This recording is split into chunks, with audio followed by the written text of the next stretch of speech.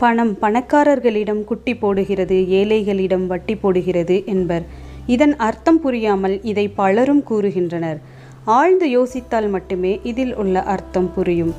பணக்காரர்கள் தன்னிடம் உள்ள பணத்தை மூலதனமாக்கி அதை எப்படி பல்மடங்கு பெருக்குவது என்பதை யோசிப்பார்கள்.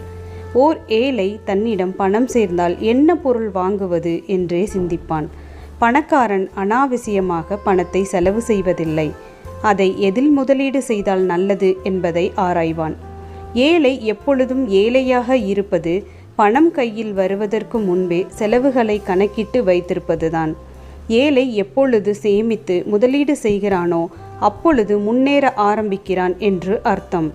பணம் மட்டுமே வாழ்க்கை இல்லை என்று சொல்லலாம். ஆனால் யதார்த்தத்தில் ஒரே அடியாக அப்படி கூறிவிட முடியாது. பணம் இல்லை எனில் வாழவே முடியாது என்று எடுத்துக்கொள்ளக்கூடாது. உழைப்பை விட சிறந்த மூலதனம் எதுவும் இல்லை.